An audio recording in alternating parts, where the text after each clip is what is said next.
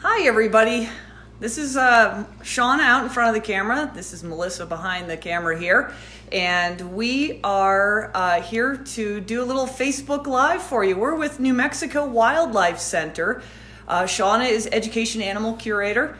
I'm the director, and we decided to, since we can't leave and go out to you, we're going to do it from right here at home at New Mexico Wildlife Center. By the way, the Wildlife Center is a nonprofit organization. We are supported almost entirely by your donations and by grants. So we appreciate any and all donations and support that we receive. You can visit our website at newmexicowildlifecenter.org to learn more about how to adopt an animal or just to donate. So Shauna, tell us a little bit about who you have there. Well, everybody, this here is Basil, and she is one of our bull snakes here at New Mexico Wildlife Center. And Basil is probably one of our oldest snakes we have here. She has actually been in human care since 1990, which makes her about 30 years old. She was previously a pet for about 13 years before being donated to us to be used for education. So we don't exactly know how old Basil is, but we can definitely say that she's a very, very old snake. Now, as I mentioned, Basil is a bull snake, and bull snakes are found throughout North America. However, you may have heard them called different things. If you are watching us more from the West Coast, you might call them gopher snakes. More on the East Coast, you might call them pine snakes. But they pretty much are all the same snake except different subspecies. Kind of like saying this is a tiger and there's Siberian tigers and Bengal tigers. Kind of like that same difference is going on here. So being a bull snake, a lot of questions I get first about her is she venomous? Should I be scared of this snake right now and holding her? I don't need to be scared. Basil is non-venomous. She doesn't have any venom in here, and that's true for all gopher snakes, bull snakes, and pine snakes. Is they are non-venomous, but even though they are non-venomous, they still do a very good job in eating a lot of small rodents and other animals that can be kind of a pest to us sometimes.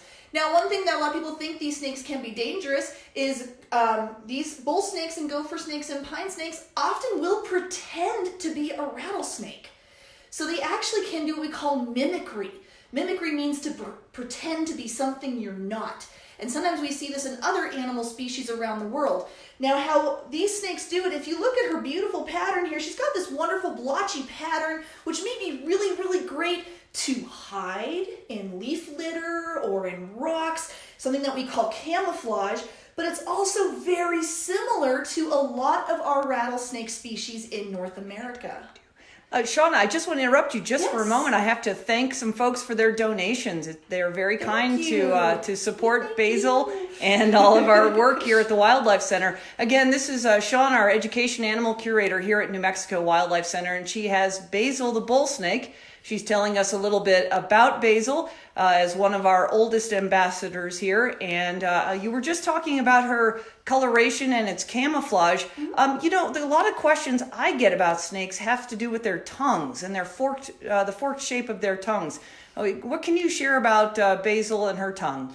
Well, you might see as we're doing this video that she is taking her tongue in and out of her mouth a little bit. She is not doing raspberries to everybody, okay? She's not being rude. But what's happening here is snakes' senses, how they discover and investigate our world is very different, but also kind of similar to how we do it. We have 5 senses. We have touch, we have smell, we have hear, we have taste, and we have sight. And those are our 5 senses. Basil has the same senses, but she just uses her body differently to explore those senses. Her tongue can be used for taste, I guess. She eats all of her food whole, so she doesn't chew it like we do, so I don't know how much taste she actually gets from that. But what she's doing with her tongue right now is actually smelling. She's using her tongue to smell her environment, to smell where she is, to smell if there's any dangers, to smell if there's any food nearby, or any other fellow bull snakes nearby. Shauna, I see that we have a question Yes. from Cora, age 3. Hi, Cora. She wants to know what Basil's skin feels like. Oh, Basil's skin. Now, her skin, some people think that snakes are really slimy, like a snail or a slug, and they actually aren't, except if they're out of water. But most of us are pretty slimy coming out of the bath. So for Basil here, her skin is actually kind of smooth, but also rough at the same time. I would say something at home that you can do if you have this around your home is find a newer basketball, if you had just got a new basketball, you could feel the little bumps on the basketball, might feel pretty similar to her. Or something else that's fun, make sure you have really good, clean hands to do this, and that is put your hand in a bag of rice. And that feels pretty similar to the texture of her scales. Because snakes are actually, like most reptiles, they're actually pretty dry. Gotcha.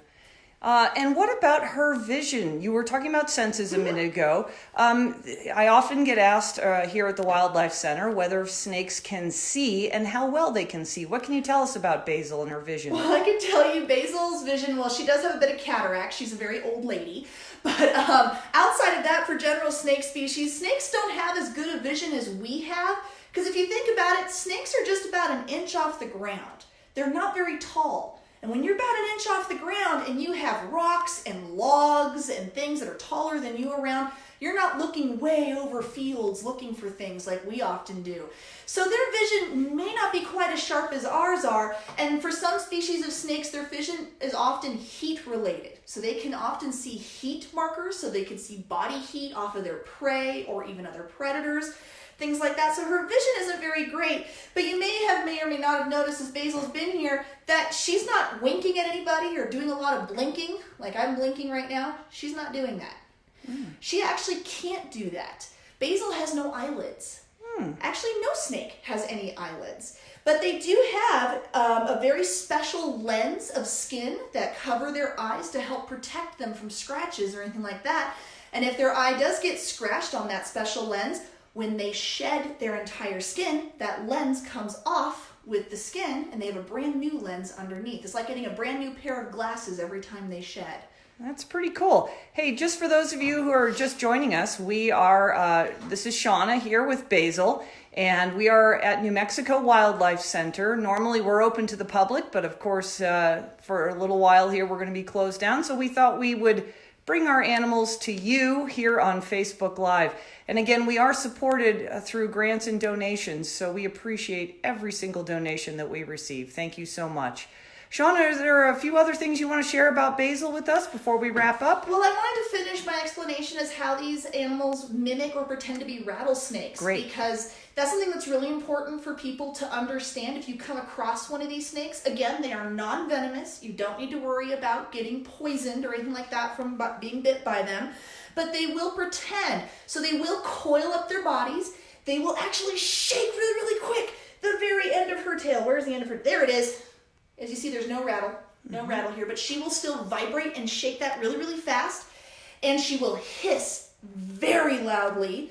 And she also will puff out her cheeks right around her head on both sides here. So it looks like she's trying, not as quite as big of a triangle help shape of a rattlesnake, but she tries really, really hard to look that big and scary like a rattlesnake.